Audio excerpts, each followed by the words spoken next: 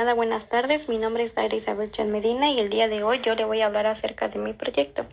En mi proyecto se van a hablar de 4 distintos temas que son los pares craneales, el sistema motor, el sistema nervioso y la valoración de los reflejos. Empezamos con el primer tema que son los pares craneales. Bueno, como primer punto tenemos que decir que los pares craneales son un grupo de 12 pares en el cual mayormente se deben evaluar de forma ordenada o de forma sucesiva. Esto es por el hecho de que nos podemos saltar algún paso o alguna maniobra en el caso de las exploraciones y nos pueda dar un mal diagnóstico. Bueno, en este caso tenemos 12 pares craneales y vamos a comenzar desde el 1. El primer par craneal, o también conocido como el par craneal olfatorio, es un nervio que se caracteriza por ser sensorial. Mayormente este nos ayuda con los impulsos olfatorios que provienen de la nariz hasta el sistema nervioso. En lo que viene siendo su exploración, vamos a solicitar que el paciente se tape los ojos y también se tape una fosa nasal con una mano. En este caso nosotros le vamos a dar a oler sustancias que sean conocidas por el paciente, pero que no le provoquen ninguna irritación en la nariz. Algunos productos que se le podrían dar podría ser como el chocolate, el jabón, la pasta dental e incluso el café, ya que estos provienen con un olor muy fuerte en el cual es posible que el paciente pueda tener una percepción de esos olores rápidamente. En lo que viene siendo algunas patologías que se presentan en este nervio olfatorio podría ser la anosmia, que esta se presenta como una pérdida del sentido del olfato, o también una hiposmia, que puede ser una disminución de este. También podríamos encontrar patologías como la cacosmia o la parosmia, que mayormente la cascosmia es una percepción imaginaria de lo que es un olor desagradable, y en el caso de la parosmia es una percepción distorsionada, que tiene de un olor en presencia de lo que es el producto que está oliendo. Pasamos con el segundo par craneal, o también conocido como el nervio óptico. Este nervio óptico mayormente también se caracteriza por ser un nervio sensorial. Este nos ayuda a transmitir información desde el ojo hasta el cerebro y su objetivo mayormente es la vía visual, ya que también en su exploración requiere lo que es la agudeza visual y mayormente se realizan distintas pruebas para que el paciente esto mayormente de las distintas pruebas mayormente se da por el tipo de alteración que pueda llegar a tener el paciente. En este caso tenemos 3 exploraciones tenemos la tabla de Snell, que es una tabla que mayormente es muy utilizada por muchos evaluadores porque con esta se puede evaluar lo que es la agudeza visual y consiste en una tabla con con distintos tipos de letras que van decreciendo, es decir, que van de la más grande a la más pequeña y el paciente la debe leer a una distancia de 6 metros. Esto termina cuando el paciente ya no puede distinguir de forma correcta alguna letra. También, como otra exploración, podemos poner al paciente a leer un texto, pero que sea una lectura y que la tenga que leer a 30 centímetros de lo que viene siendo su visión. También otro sería el agujero de nopeico, que mayormente es un papel con un agujero en medio o en el centro, y se le va a pedir al paciente que con un ojo mire a través de él, y aquí mayormente se utiliza para los vicios de refracción. Bueno, en su diagnóstico diferencial podremos tomar que son por medio de lo que es la hipertensión arterial, también por la diabetes mellitus, enfermedades infecciosas e incluso algunas patologías podría ser la heminopsia, que es como la pérdida de la visión, pero esta va a ser de la mitad del campo visual de un ojo, o también un edema de la papila, que va a ser un abultamiento del disco óptico y va a ser que se vaya haciendo un aumento progresivo de lo que viene siendo una presión intracraneal. Después tenemos los pares craneales oculomotor troquiara-dupses, ya que estos mayormente se representan en grupo. Esto mayormente es porque actúan conjuntamente sobre los músculos oculares y esto nos va a permitir o nos garantiza que se mantengan alineados los ojos. En este caso, en su exploración de estos 3 pares craneales, le vamos a solicitar al paciente que siga con la mirada, pero sin mover la cabeza, el dedo o el lápiz del examinador.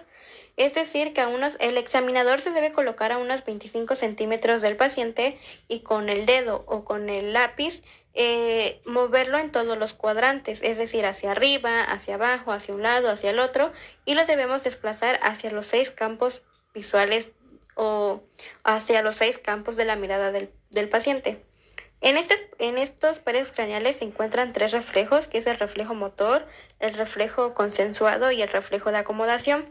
En el caso del reflejo motor, mayormente se evalúa con una linterna y con la luz de la linterna se va desde el extremo lateral hacia el ojo y el ojo se va a iluminar, por lo cual el paciente nos va a responder con una miosis.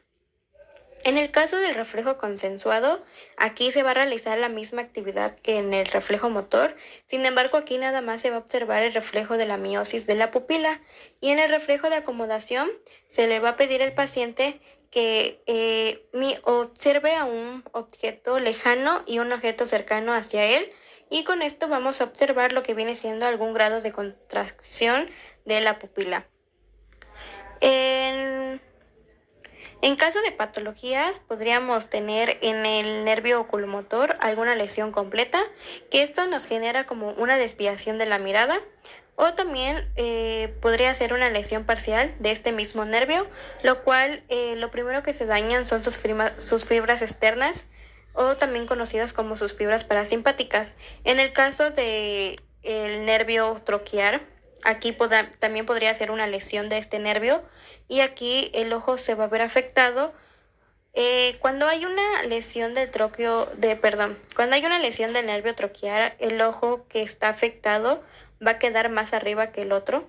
Entonces esto le va a prohibir o no va a tener capacidad de poder mirar hacia abajo, y esto es peligroso porque cuando nosotros tenemos que bajar algún tipo de escaleras o algo, la vista la tenemos que bajar para observar los escalones.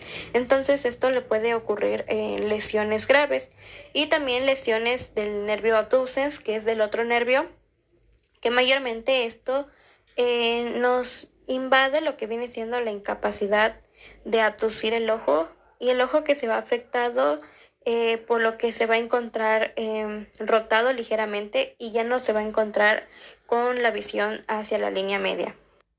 Después pasamos al quinto par craneal, o también conocido como nervio trigémino. Este nervio mayormente tiene funciones como sensitivas y motoras.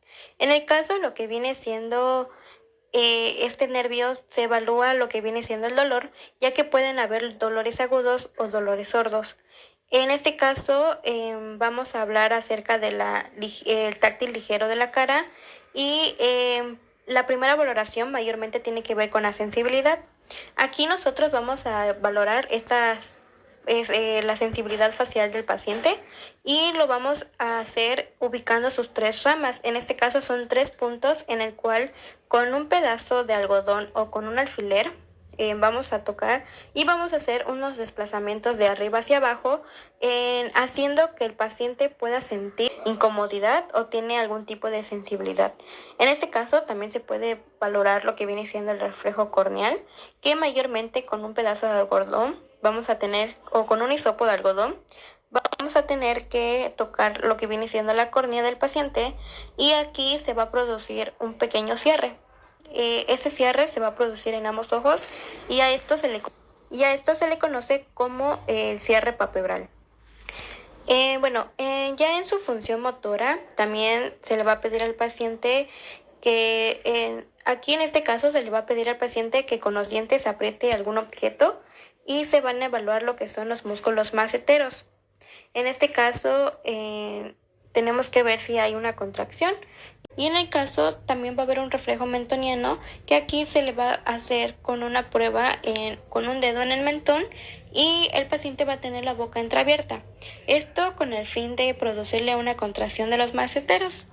Después seguimos con el nervio facial. Este nervio facial también se caracteriza por tener funciones sensitivas y motoras. En el caso de las funciones sensitivas, nos va a ayudar a recoger las sensaciones del sentido del gusto. Esta prueba o esta evaluación mayormente no se hace muy a menudo, al menos que el paciente haya perdido ese sentido. En lo que viene siendo su exploración, debemos tener en cuenta 4 puntos importantes: el motor, la sensibilidad, el parasimpático y el reflejo palpebral. En el motor, nosotros como examinadores debemos inspeccionar las expresiones faciales del paciente y debemos buscar o encontrar algún tipo de asimetría. ¿Por qué? Es importante observar la cara del paciente ya que puede llegar a presentarse parálisis. En este caso puede llegar a encontrarse un parálisis facial central que mayormente solo afecta la musculatura facial superior o una parálisis facial, periférica, que solamente se encuentra la afectación de un tercio facial superior de la cara del paciente. El otro punto, que es la sensibilidad, mayormente se deben encontrar en los 2/3 de lo que es la lengua, y aquí mayormente se debe aplicar con sustancias que el paciente pueda reconocer a través del gusto. En este caso pueden ser sustancias como el azúcar o la sal, y nada más es para que nosotros tengamos contemplado de que el paciente aún conserva el sentido del gusto. En el caso del parasimpático, solamente es la comprobación de si el paciente tiene una producción correcta de la saliva y de las lágrimas. Y por último, tenemos el reflejo palpebral, que mayormente se va a hacer mayormente se produce contra una contracción de los párpados ante un estímulo visual que es imprevisto. En lo que viene siendo su diagnóstico diferencial, podemos encontrar lesiones de troncocefálico, también podemos encontrar parálisis de Bell o esclerosis múltiples, y ya patologías que sí se pueden llegar a ser presentes en este nervio podrían ser lesiones de segundo motoneurona, que mayormente afecta a los músculos. Después tenemos el nervio craneal número 8, o también conocido como nervio vestibular. Este nervio vestibular mayormente nos va a ayudar a lo que es el control de la audición y el equilibrio. También tiene como objetivo la marcha. En este caso tiene dos funciones, que es un nervio sensitivo, que es el vestibular, y también tiene otro, que es el coclear. Para su exploración tenemos que tener en cuenta que existen varios o diversos tipos de test. En este caso vamos a hablar del primero, que es el test de Weber, que mayormente se hace con la ayuda de un diapasón. Aquí nosotros debemos poner el diapasón frente al paciente y tenemos que comprobar que escuche la resonancia o la vibración en ambos oídos. Es decir, que si solamente se encuentra esa vibración o esa resonancia en un solo oído, puede tener una lateralización de Weber.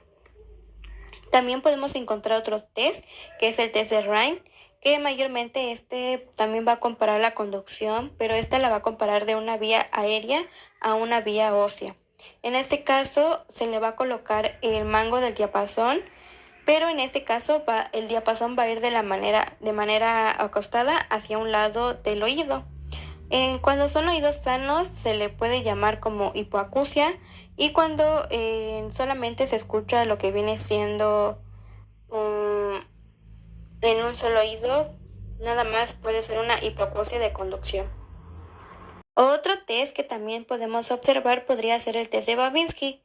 Este test de Babinski-Weill mayormente va a solicitar que el paciente se camine en línea recta y tiene que caminar hacia ambos sentidos, es decir, hacia adelante y hacia atrás.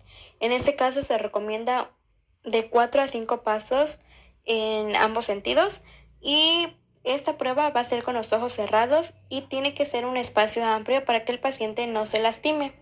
En este caso también se dice que o lo ideal es en un círculo que sea de al menos 5 metros de distancia, 5 metros de diámetro, en el cual nosotros podamos poner a la persona en medio y que ella vaya caminando hacia esas direcciones, que es hacia adelante y hacia atrás.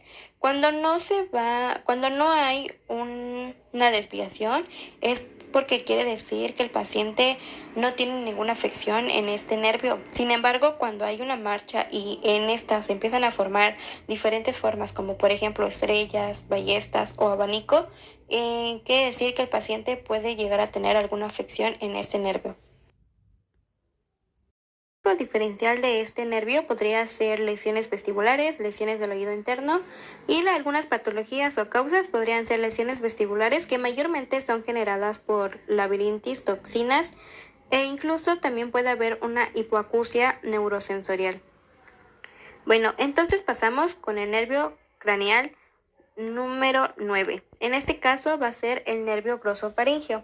Este nervio glosofaringeo mayormente cuando se hace una exploración va a ser una exploración motora y aquí nosotros vamos a solicitar que el paciente abra la boca y en este caso nos vamos a ayudar con lo que es un batelenguas o con una bajalenguas, al igual que una linterna médica, y vamos a visualizar lo que es la úvula del paciente. Esta úvula debe estar en una situación de reposo y ya que nosotros le vamos a decir al paciente que diga la letra A y en esta exploración nosotros vamos a observar si el paciente tiene una contracción de los músculos faringeos o también si puede tener un movimiento del paladar blando.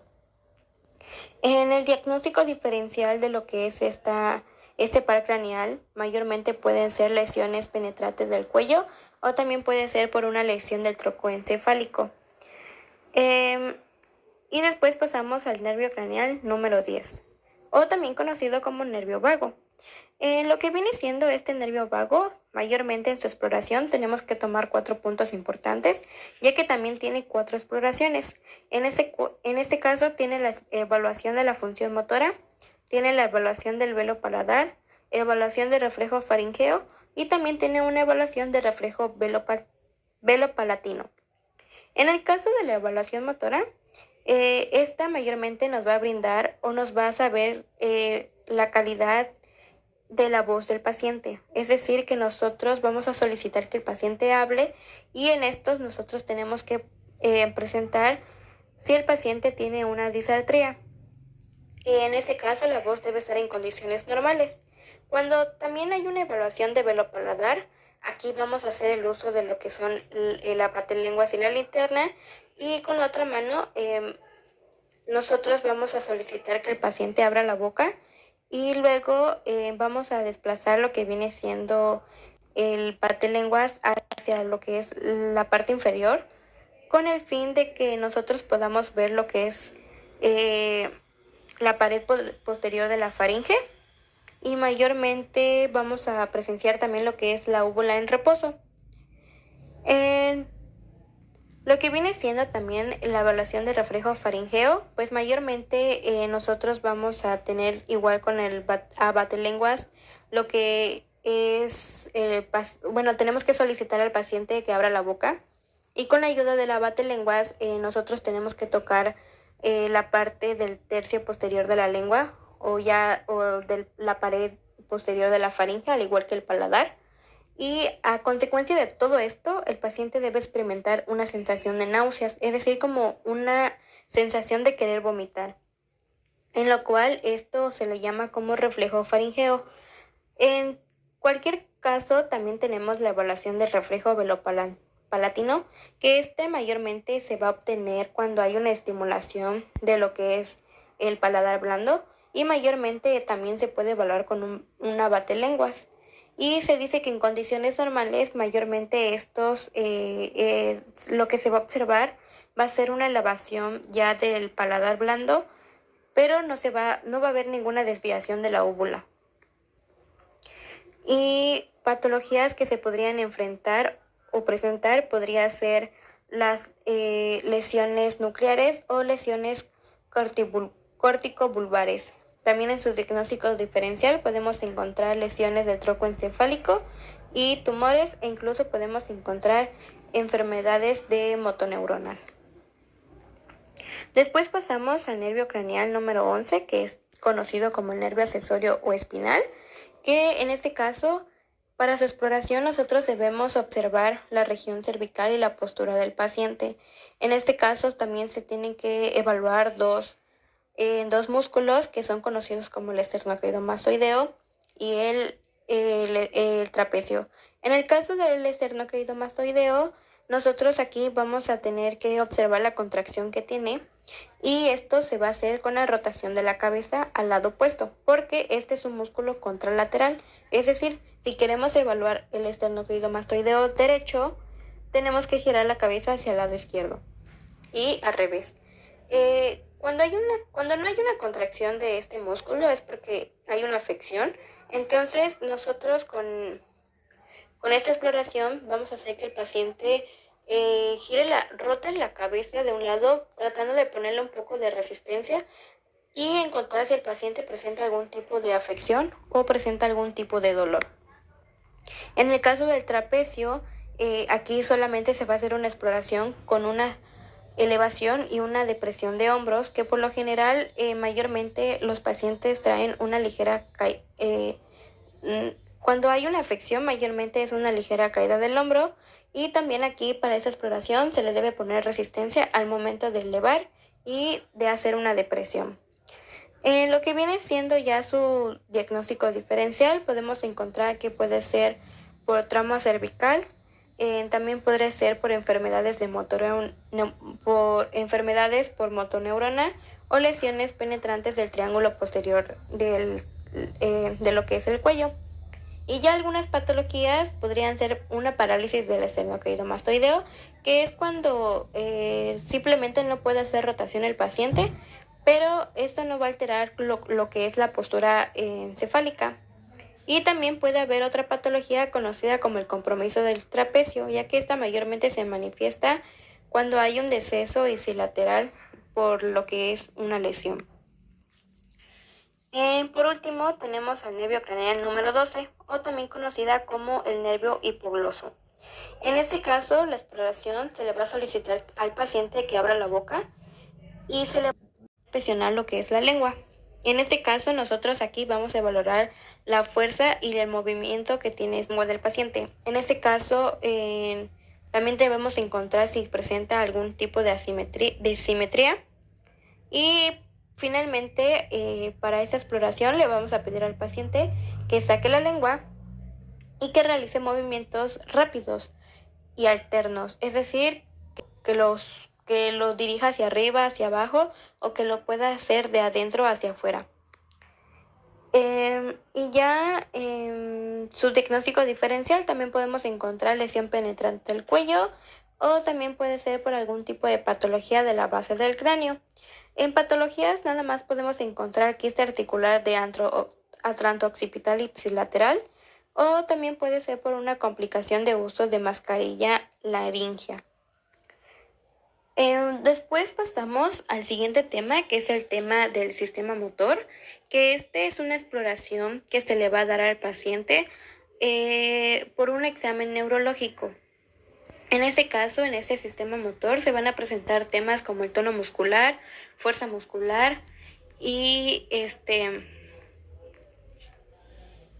lo que viene siendo el trofismo. En el caso del tono muscular, mayormente va a presentar alteraciones como lo son la hipotonía, hipertonía, espasticidad, signos de navaja, e incluso lo que viene siendo su exploración. Aquí nada más se va a utilizar lo que es una inspección, una palpación o una motilidad pasiva. En el caso de lo que viene siendo ya el tono muscular, pues es la resistencia activa que va a ofrecer normalmente el músculo ante lo que es un estiramiento pasivo, y ya en su diagnóstico diferencial también se van a encontrar, por ejemplo, hipotonía, espasticidad, asteris, también podrían ser lo que es la paratonía y la miotonía. En el caso de la imagen, yo puse lo que es cómo se encuentra un brazo extendido, un brazo en dorsiflexión y un brazo cuando se encuentra en movimiento, como un aleteo. En el caso del trofismo muscular, también presentan alteraciones como lo son atrofia, hipertrofia muscular.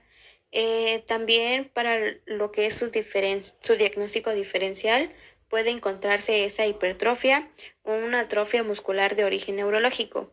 En este caso, para la exploración de este trofismo muscular, podemos observar lo que es la masa muscular del paciente.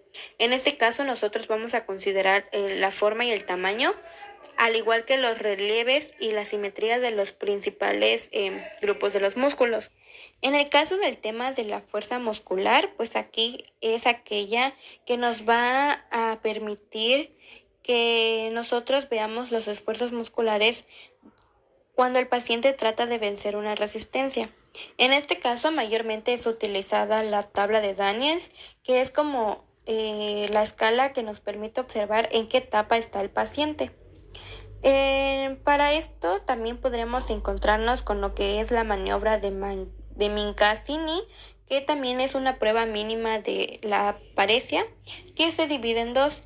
Ya puede ser para miembros superiores o para miembros inferiores. En el caso de los miembros inferiores, para esta valoración, se le va a decir al paciente que se siente o también puede estar parado, es decir, que puede estar en sedestación o en bipedestación. Y nosotros le vamos a solicitar que extienda ambas extremidades superiores, o sea, las manos, que estén en pronación y que los ojos estén cerrados. En este caso, nosotros vamos a decirle al paciente que permanezca lo más posible en la posición en la que está. Se dice que en condiciones normales el paciente va a poder mantener un lapso de tiempo considerado y con las extremidades aniveladas, es decir, que ninguna más arriba que la otra. En el caso de lo que es la maniobra de Minkasini para miembro inferior, también se hace de la misma manera. Sin embargo, aquí nada más el paciente va a estar de cúbito dorsal. Y aquí mayormente se le va a solicitar al paciente que las extremidades inferiores las extienda y después poco a poco las vaya flexionando. Esto es para que el paciente pueda adoptar una posición en la cual también se le va a pedir que cierre los ojos y que se mantenga en esa posición el mayor tiempo posible. En ese caso, también en condiciones normales, el paciente va a permanecer en esa posición por un periodo de tiempo largo, mientras que en caso de que no permanezcan en un tiempo de periodo largo, sería un caso de paresia y el miembro afectado va a descender. Bueno, también podemos ocupar una prueba que se llama prueba de Barre, que mayormente también es con el paciente de cúbito ventral. Las piernas también van a estar formando un ángulo recto y con el músculo esto vamos a solicitar que también mantenga esta posición todo el tiempo que a él le sea posible. Y pues también se dicen que en condiciones normales las piernas se van a mantener en su posición, mientras que en dado caso de que no, si en dado caso es la pierna derecha afectada, esta va a descender antes que la de la pierna izquierda. Y pues algunas alteraciones que se puedan llegar a presentar podría ser la hemiplagia, la hemiparesia, también podría ser la paraplegia, la monoplegia o la monoparesia. Y después tenemos como el tema el sistema nervioso. En el caso del sistema nervioso podemos hacer una valoración en donde mayormente pongamos pruebas de dolor, tacto ligero, también podremos poner el sentido de las posiciones, la vibración, incluso podemos poner lo que son las localizaciones de puntos, que esto mayormente se dan con lo que vienen siendo en agujas con punta roma. En el caso de la sensibilidad del dolor, podemos utilizar una aguja estéril, lo cual mayormente vamos a estar manejando o evaluando en las zonas de las manos y los pies, pero esto mayormente va a depender del historial clínico del paciente o en la extremidad afectada. En este caso, el procedimiento a seguir es que nosotros vamos a tener esta aguja y con los extremos vamos a tener que estar punzando sin tener que lastimar al paciente. Solamente es para que el paciente sienta. Y el paciente con los ojos cerrados nos va a hacer mención cada que él sienta la zona punzante o una zona roma que es como un poco más gruesa. Entonces, esto nos va a ayudar a que el paciente logre diferenciar entre ambas puntas y que logre diferenciar lo que viene siendo ya la sensibilidad del dolor. Para lo que viene siendo el tacto ligero y también la localización de los puntos, podemos utilizar herramientas como un pedazo de algodón. En este caso también se van a manejar en manos y pies, también van a ser dependiendo del historial clínico del paciente. Y aquí también el paciente con los ojos cerrados va a hacer mención cada que sienta el ligero, ya sea del algodón, en los puntos donde lo siente. Es decir, si nosotros le pasamos el pedazo de algodón al lado de la ceja, el paciente debe decirnos o debe saber con exactitud en qué parte de su cara, de la parte facial de él, le estamos aplicando ese tacto ligero. También podemos tener una sensibilidad de las vibraciones, que mayormente esta se hace con ayuda del diapasón. Y también el paciente va a tener los ojos cerrados. Aquí nosotros vamos a golpear el diapasón y nosotros también vamos a elegir lo que es la zona para hacer la prueba. En este caso se puede colocar, bueno, el fisioterapeuta no lo debe colocar en su mano dominante, sino que la debe colocar en la mano contraria. Y pues el paciente nos debe hacer mención cuando sienta y después de que deje de sentir la vibración del diapasón. También podemos tener lo que es la grafestesia, que mayormente se pueden hacer con herramientas, con diferentes tipos de objetos, que son como lápiz, un plumón, un dedo, e incluso mayormente estos se hacen con lo que viene siendo pues el dedo del examinador, ya que aquí mayormente vamos a utilizar la zona de las manos para hacer esta evaluación. Y aquí el procedimiento va a ser que nosotros mantengamos al paciente con los ojos cerrados y nosotros le vamos a dibujar le vamos a dibujar una letra o un número que el paciente pueda identificar y que nos sepa dar mención de lo que nosotros le estamos dibujando. También podemos hacer la prueba de extinción, que esta mayormente se usa en las manos del fisioterapeuta, que mayormente aquí se le va a decir al paciente que nos indique con los ojos cerrados lo que se le está dando a sentir. Por ejemplo, si el fisioterapeuta coloca las manos en las zonas correspondientes del cuerpo del paciente, el paciente va a tratar de adivinar qué es lo que está tocando con su mano. Y hay que considerar las posibilidades que tiene una lesión de lo que es su corteza sensitiva. Y ya por último tenemos el tema de la valoración refleja. En este caso, algunos músculos que participan podría ser el supinador largo, el bicipital, el tricipital, el rotuliano, el tendón de Aquiles. En este caso, cuando hay un reflejo del supinador largo y bíceps, se permite la valoración de la cervical 5 y la cervical 6. Cuando hay una valoración del tendón de Aquiles, nos permite la valoración de la S1 y de la S2. Y cuando hay una valoración de reflejo patelar, nos permite la valoración de la L1 a la L4.